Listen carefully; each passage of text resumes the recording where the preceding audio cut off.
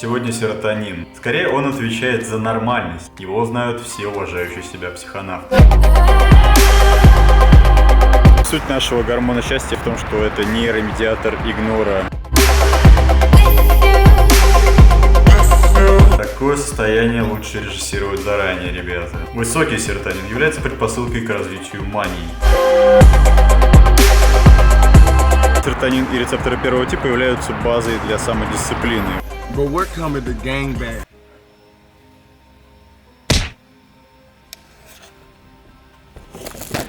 Привет. Давно меня не было, но это не впервой. Я занимался много чем, в том числе американской визой, с ней сейчас целое приключение. И я готовлю новый дроп, но в этот раз не будет все так сложно и тяжко, с 10 тысячами новых позиций и видосов. Мы просто делаем несколько маек с Ураборосом и еще пару вещей. Скоро увидите. Вот одна из них. И вот такая же, только наоборот, инвертированная. Такая хрень на спине то же самое, что и на не спине. Мне нравится. И еще я что-то хочу с красным хаки, но посмотрим, пока рисуем. Эти футболки уже есть в магазине, можете покупать. Форм-фактор такой же, как у первого дропа. Я в этот раз сделал не диагональные, а как тогда с углом чуть-чуть наискось. Ну что, давно не было психоты вперемешку с моими съемками. Давайте покажем ньюфагам мой классический лютый микс. Сегодня серотонин. Чаще всего о нем говорят как о гормоне счастья. Уже здесь мы сталкиваемся с неверным представлением, потому что там, где он работает как гормон, в туловище, он не имеет ничего общего со счастьем, а отвечает за тонус гладких мышц, регулируя такие функции, как давление, тошнота, мигрень, запор, роды. Звучит скорее как гормон несчастья.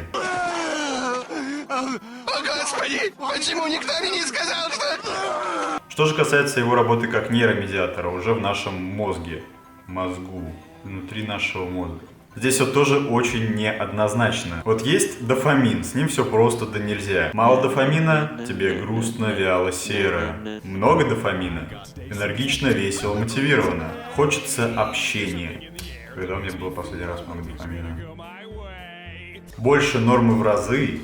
Прыгаешь от счастья или валяешься в эйфорическом припадке. Кажется, это называется мазня. Повышая его не хочу, и спектр воздействия будет примерно одинаков. Бумеранг от последующих просадок и компенсаций в виде количества рецепторов дофамина тоже довольно очевиден и предсказуем. А вот серотонин — это не тупо про радость. Скорее, он отвечает за нормальность. Если рассматривать его функции, можно просто охренеть от того, сколько всего он выполняет. На сегодня говорят о 7 основных рецепторах к серотонину. Основным рецептором является пресинаптический тормозящий 5-HT1. Пожалуйста, не пугайтесь, я попытаюсь это все объяснить картинками чуть позже. Пока просто проговорим, что он может тормозить как тормозящую же гамк-систему, мою любовь, так и возбуждающую глутаматную систему.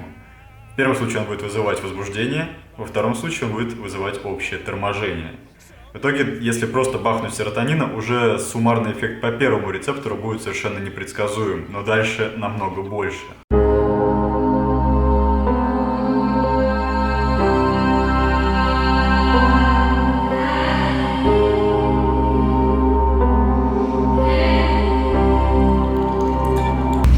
Ребят, вот так вот выглядит RV за $7000 после недели Burning Man.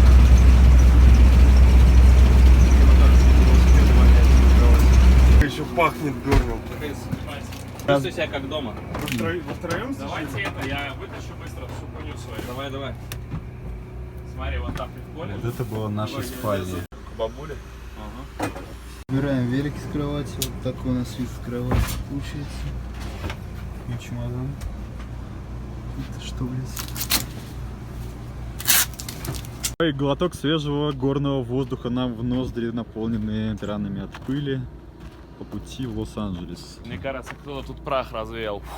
Друзья, я без камеры снимаю в 10 раз, в 30 раз меньше, чем обычно, но вот такой не можно пропустить. Мы в горах Эльдорадо. Вот знаешь, без пыли сразу так охуенно дышится. Снова я на променаде в Санта-Монике. Правда, в этот раз снимаю на iPhone, потому что проебал камеру на Burning Man. Как и, возможно, прошлый футаж с Санта-Моники. Поэтому сегодня будет качественно новый контент. Качественно хуже, но зато в нем будет клевая девочка по имени Юля, которую я встретил на Burning Man. Я знал ее еще раньше, 2 года назад. Мы с ней списывались, но не смогли встретиться. Поэтому сегодня, может быть, даже что-то поснимаем с ней, не знаю. Она приехала с Берна, просрала там все шмотки. Она пропустила свой автобус и оставила шмотки, документы, деньги там. Поэтому сейчас ей купим немножко шмоток тут. И пойдем что-то гулять, снимать, может быть. Так, вот, Юля практически голая вернулась из Бернингмена и пытаемся восстановить какой-то лук. Осень в Лос-Анджелесе, поэтому станция холодно. Ну, я думаю, они, кстати, будут пониже все сидеть. Ну, можно тоже. Давай, casual, типа. Хотя мне, знаешь, черные больше нравились. Да черные это мои, так и так. Купи женщине кроссовки и потом еби себе мозг с носками и прочим говном. Еще час.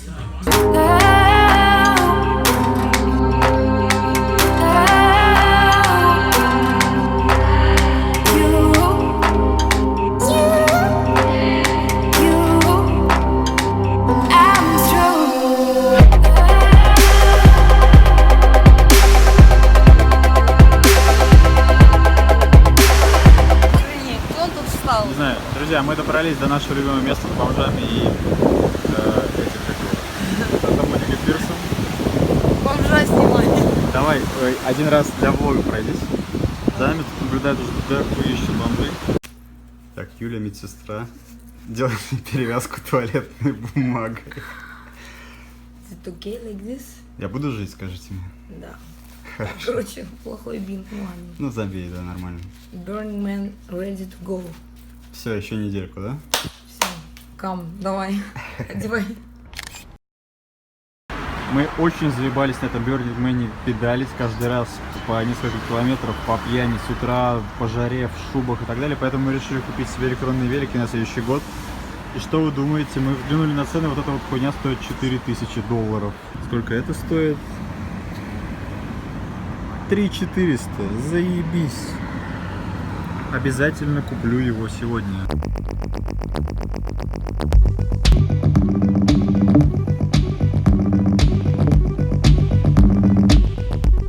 Привет! Привет! Привет, привет!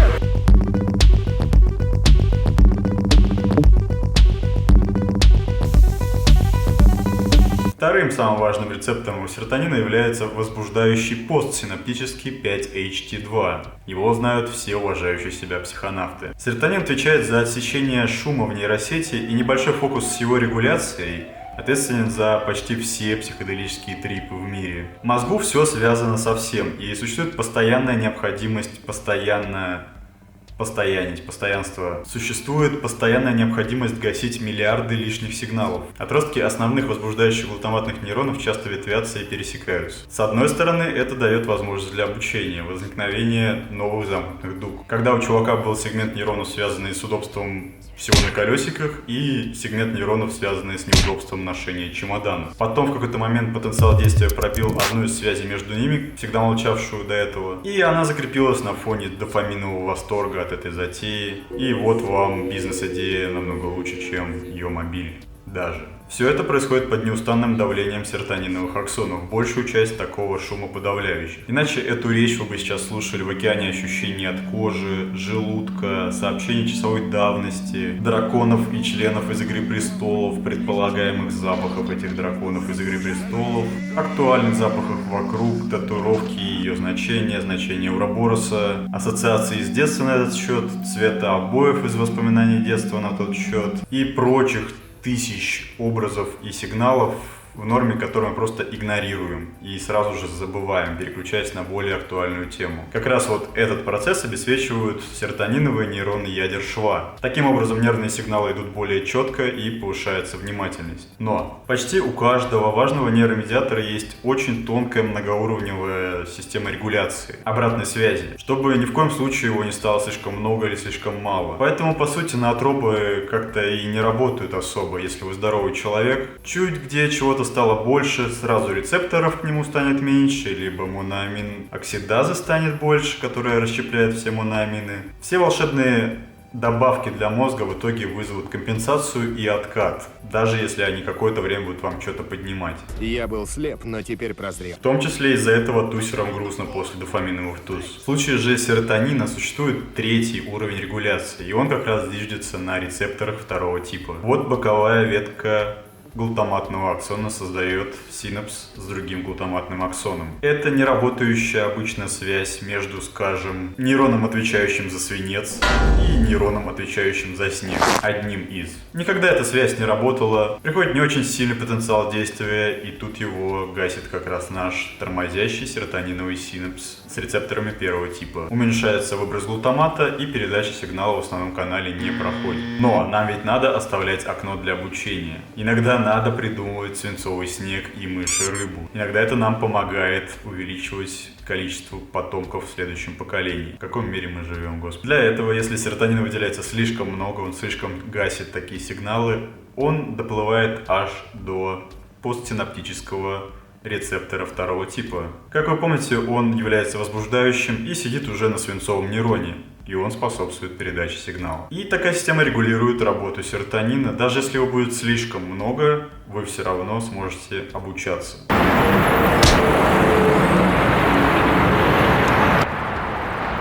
В обычной жизни серотонин и рецепторы первого типа являются базой для самодисциплины. Ведь вы, как правило, движетесь к чему-то, к какому-то абстрактному будущему, к какой-то цели, которую не пощупать, которая будет когда-то через год тяжелого труда.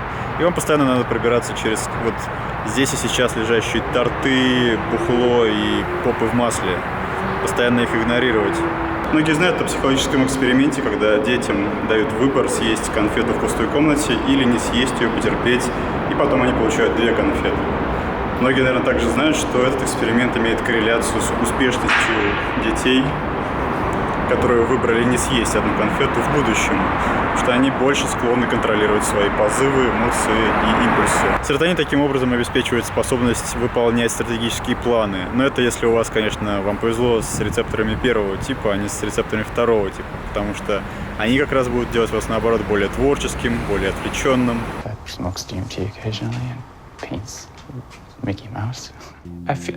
For me, I feel like when I'm tripping, oftentimes I'll see something way off in the distance. I'll be like, oh yeah, I saw that guy over there mowing his lawn, or whatever weird shit that little guy is doing over there. И увлекать вас от мысли, которую вы стараетесь держать в фокусе, страну розовых единорогов, тортов и Джека Дэниелса. Come with me. Let's have fun adventures together. You don't have to ask me twice.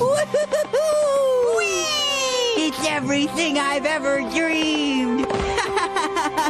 In the magical land of unicorns, there's no need for clothing. Whatever you say. No.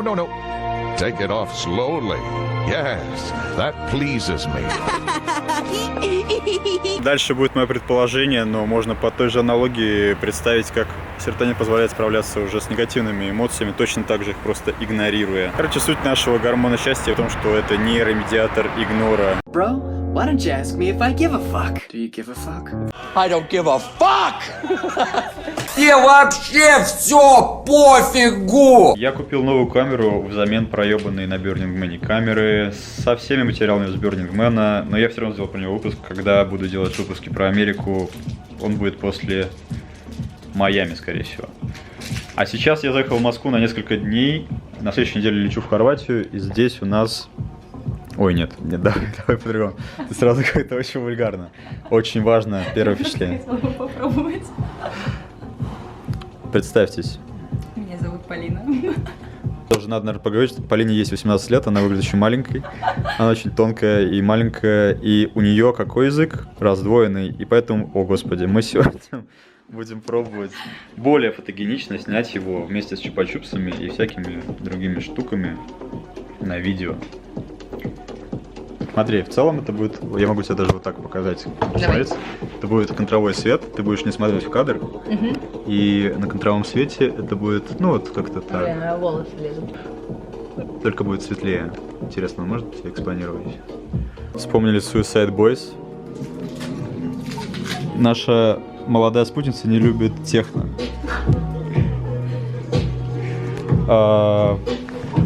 Так, ну мы уже, собственно, все сняли, что вам как бы врать. Сейчас мы просто снимаем для вас какие-то маленькие кусочки бэкстейджа. Бля, как ты лежала? Собственно, это выглядит как-то так. Довольно впечатляюще.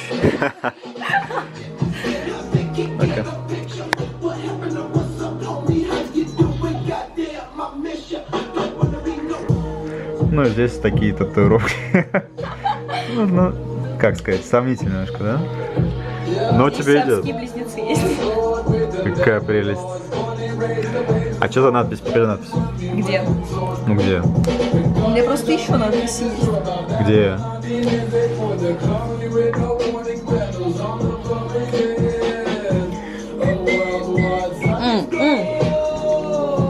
Что там, я не вижу. Ты правда хочешь это знать? Давай. Ну, в общем, это моя третья ходка. И тут написано «Не забудем, не простим». О, господи. А это чего? Это моя первая татуировка. Нет, это не ножницы. Это, короче, я пришла к тату-мастеру. Так. К тату-мастеру. Чуваку ему тогда было лет 17, и он хэндпоком бил. Это когда вручную делают. Ну, знаешь, типа... без машинки, короче, просто иглой для тату вручную бьют. У меня была распечатка вот этих вот ручек таких. Я говорю, выбирай любую, я просто хочу татуху. Но он выбрал эту ручку. Череп вообще не в тему, конечно, я только заметила. Вот этот? Да. Блин, он мне больше всего нравится. На самом деле, мне очень нравится осьминог. А ляг на бок, вот на плечо, руку под себя, вот так, пау. Вот, надо так тоже поснимать. Ну вот. Сейчас продолжим, значит. Где-то еще масло у нас лежало с феромонами. Теперь представим, что вы хлопаете в мозг ЛСД или псилоцибин, избирательные агонисты 5-HT2 рецепторов. Агонисты — это молекулы, которые вызывают биологический отклик рецепторов. Что происходит? Все молчащие до сих пор связи начинают пробиваться от малейшего стимула. Активируются миллиарды, по большей части, спящих ненужных дуг. Слабое чесание спины сливается с плывущим в небе облаком. Все это вскоре начинает плавать в образах и ощущениях от вылезающих комплексов, эмоций любых людей вокруг, самых слабых запахов и любых визуальных раздражителей. Эти тысячи кусочков рандомной информации, которые невозможно игнорировать, погружают вас в слабо контролируемое состояние, называемое трипом. Такое состояние лучше режиссировать заранее, ребята. Грубо говоря, любой человек, который кому-то там улыбнется через дорогу, находясь от вас далеко довольно, может сделать весь ваш мир веселее и добрее. При этом, если он будет стрёмный, то все станет криповым и мрачным и стрёмным, а вам придет зловещий пиздец. Зато если все продумано, горы, закаты, пальмы, красивые и добрые люди вокруг, то можно разрыдаться от счастья, красоты и удачи. В общем, это уже прикладная незаконная история. Дальше возвращаемся в нашу струю. Скажу еще только, что закорачивание рецепторов второго типа может развивать шизофренические состояния у людей, которые к ним склонны и которые никогда могли об этом не знать, пока не попробуют психоделики, например. Вот такой сюрприз. Еще скажу про бэд-трипы. Это когда все пошло не по плану. Вы испытали жесточайшую стресс-реакцию, усиленную миллиардами обычно молчащих синапсов. Ужасная хуйня. Так вот, бэд-трипы довольно часто могут приводить к возникновению в дальнейшей вашей жизни панических атак и фобий. Иногда они не проходят месяцами и годами без терапии. Про стресс-реакцию есть отличный ролик здесь. Если он не вылезет, то на канале ищите. Там про адреналин и кортизол. Под контролем. Все под контролем. Под контролем. Короче, такими веществами вы реально можете структурно изменить мозг за буквально один прием. И, к сожалению, такую сложную, тонкую вещь вероятнее за один раз сломать, чем улучшить как-то, во что многие верят. 80 миллиардов нейронов не усовершенствуются, если ёбнуть в них просто психоделиком. Одна таблетка в день и никаких границ. У меня появились культурные потребности. С каких пор ты говоришь по-итальянски? Я написал книгу за 4 дня. Я хотел бы пересмотреть мой аванс. Даже математика пригодилась. 12 тысяч и 2 миллиона 300 за 10 дней. Он меня поражает. Просто не знаю, какой у меня размер. Я погуглила, вот когда ты спросил, типа, у тебя еще и грудь есть. И там же как измеряется? Типа, ты меряешь обхват груди вот здесь, вот в самом высоком, в самом выпуклой части, и обхват под грудью. Так. И, собственно, разница в сантиметрах, это значит вот твой размер. И у меня, короче, 15 сантиметров разница. Вот здесь вот и здесь. И мне говорят, что это третий. Ну, похоже на третий. Хотя чуть меньше, кажется, может быть, 2,5. Вот, да, как бы, поэтому я и сказала 2,5-3, как бы. попрыгай чуть-чуть, как ты сделал это. Только чуть боком ко мне. Можем потом это снять, когда ты будешь прыгать на кровати. Охуенно. Я это делала в 15, у меня тогда очень другие вкусовые предпочтения были. Ну, поэтому я сказал, что ты их еще можешь свести потом. Пиздец, это так странно смотрится. Но это прикольно, что-то новое на самом деле.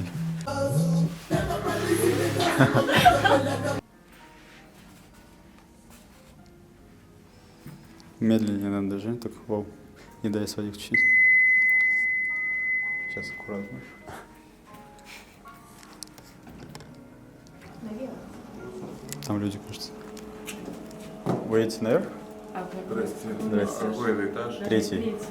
Наверх. А что за клуб был? Это было Урбана Митца. А, меня звали туда. Ну что, давай? Что делать? Просто балуйся. Идем далее. Рецепторы 3 и 4 типа. Они интересны тем, что участвуют в процессах запоминания и вовлечены в краткосрочную память. А их агонисты и антагонисты используются как противорвотные и противозапорные препараты. Ах, серотонин такой многогранный, пробьет и дно и крышу. Помимо этого, нельзя забывать о способности серотонина управлять тонусом сосудов, важнейшей его способности. Он выполняет одну из главных ролей в образовании тромбов и предотвращает кровопотери в норме, постоянно попадая в кровь из разрушающихся тромбоцитов. Далее у нас есть где-то 5% мужчин и 15% женщин, у которых тромбоциты любят разрушаться пачками. И у таких людей уровень серотонина в крови скачкообразный, он может прыгать. Это вызывает сильный краткосрочный тонус сосудов, они резко сжимаются и потом долгое оверрасслабление. Это оверрасслабление приводит к застою крови в мозгу, понижению нижнего давления и адской мигрени, сильной пульсирующей боли в какой-то части вашей башни. Не путать с гипертонией. Вот это тройничный нерв, это нерв болевой, вот это сосуд. Вот теперь смотрите, что происходит с сосудом. Мы привыкли к тому, что вообще сосуды спазмируются. При мигрени все наоборот. Дмитрий Николаевич, что происходит с сосудом? Растяжение мозговых оболочек переполненными кровью мозговыми сосудами приводит к тому, что появляется сильнейшая боль. Главное отличие, что сосуды не спазмированы, а расширены. И вот видите, сосуд лежит под тройничным нервом. И давит на нерв изнутри. Мигрень – это очень особая штука, она завязана...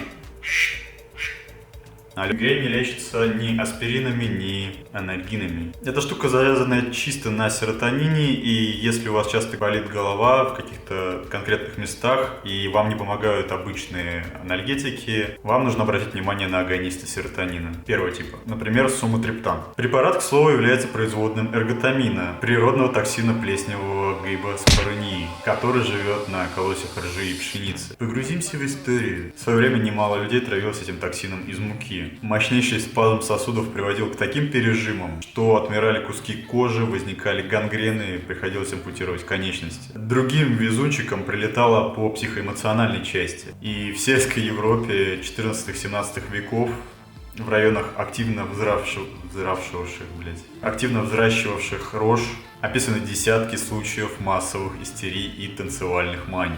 Люди могли плясать до смерти в течение дней и даже недель. И это носило массовый характер. Несогласованный. Сам эрготамин с развитием химии также стал предшественником препаратов для стимуляции родовой деятельности, потому что там все завязано тоже на гладких мышцах, а также самого известного в мире психоделика ЛСД-25. Грибы вообще очень удачно умеют строить агонисты к нашим серотониновым рецепторам. Привет любителям псилоцибинов, но не мухоморов. Мухоморы работают по другим нейромедиаторам. Вспоминают Generation P.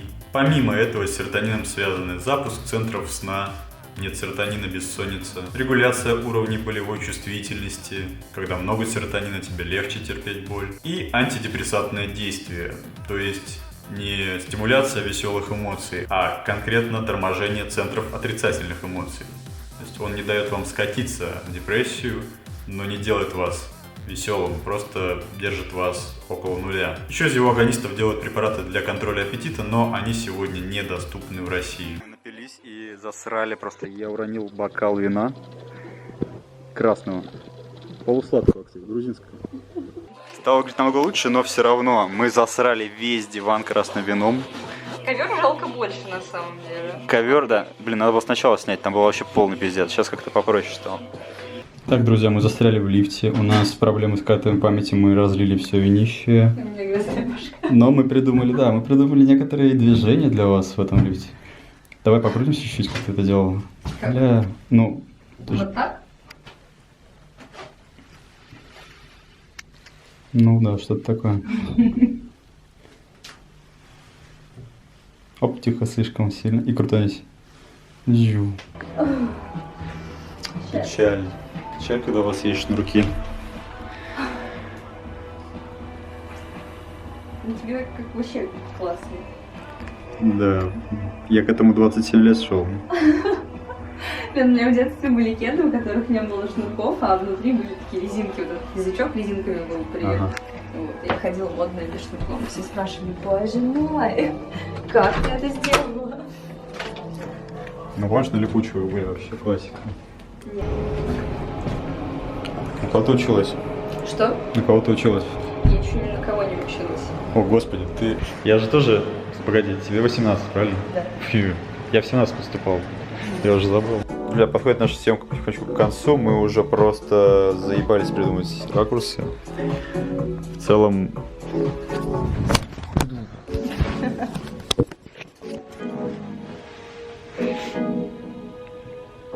Хочется позавтракать и поспать. Можно быстрее. Медленно, быстрее. Да. Я хочу просто сейчас побыстрее, да. Ага. Все? Вы посмотрели, что здесь нет любви, правильно? Ложитесь спать. Итак, теперь мы можем лучше представить последствия пониженного и повышенного уровней этого нейромедиатора. Низкий серотонин сделает вас грустным, вялым, прожорливым, безответственным, рассеянным человеком с низкой самооценкой и бессонницей. И сильной реакцией на стресс и боль, что в свою очередь делает эгоистичнее и мстительнее. Хочется плакать. Вообще, это уже картина начинающейся легкой депрессии. Помимо генетики, такое понижение может быть обусловлено неполноценным питанием, когда в рационе не хватает витаминов или белка, или кофакторов для усвоения витаминов, таких как железо, медь, цинк, марганец. Я пришел из будущего! Будущего, где все стали вегетарианцами! Шикарно! Великолепно! Вы не понимаете! Также это может быть обусловлено недосыпанием, вредными привычками, хроническим стрессом, херовой погодой и негативным взглядом на мир. Увы. А также их комбинациями. Высокий серотонин является предпосылкой к развитию мании. Им, например, могут похвастаться психопаты и маньяки. Кошка, блядь. Человек, которого природа награждает повышенным уровнем этого нейромедиатора, склонен к неконтролируемым вспышкам агрессии, эмоциональности, завышенной самооценки и низкому аппетиту. Такие люди любят привлекать к себе много внимания, но при этом могут ненавидеть личное общение.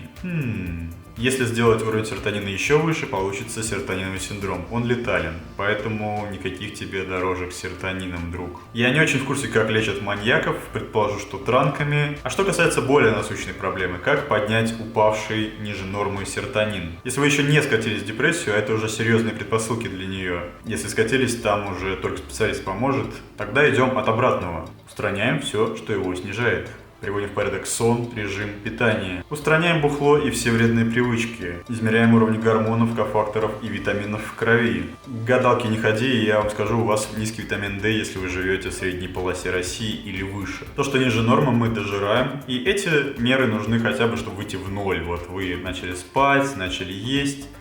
Вы приходите куда-то к нулю. Если хотите лучше, надо стараться больше. Это уже регулярные спортивные нагрузки, которые подтверждаемо повышают уровни всех моноаминов, в том числе адреналина и дофамина. Это позитивный взгляд на себя и на жизнь. Господи, прости. Дальше еще сложнее. Если подумать про витамин D тот же, например, и серотонин, они выделяются на солнце. И когда ты ешь витамин D, ты получаешь только одну форму этого витамина, и она очень плохо усваивается, и часто она вообще почти не работает, и не повышает свои референсные значения, поэтому в идеале тебе еще надо иногда прожариваться на солнце. Что касается тотального пожирания всеми 5-HTP, это предшественник серотонина в теле. В общем, основная мысль в том, что даже если вы съедите его очень много, там, несколько грамм, чтобы повысить хоть чуть-чуть серотонин в теле, а напомню, что в таблетках он обычно 50 мг, 100 мг, то есть десятки таблеток придется есть. Чтобы немножко повысить уровень серотонина в теле, в лучшем случае вы просто просретесь.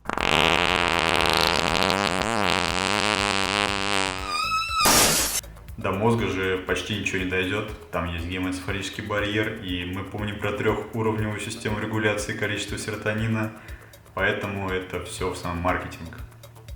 Если вы здоровый человек. Если у вас понижен серотонин, наверное, это как-то может вам помочь.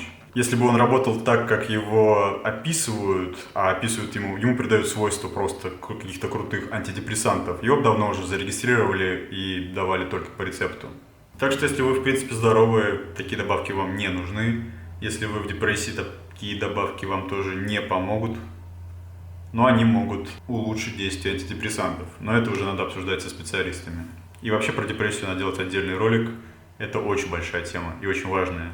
А пока я пойду доделывать свои майки. Мне нужно сделать еще одну майку.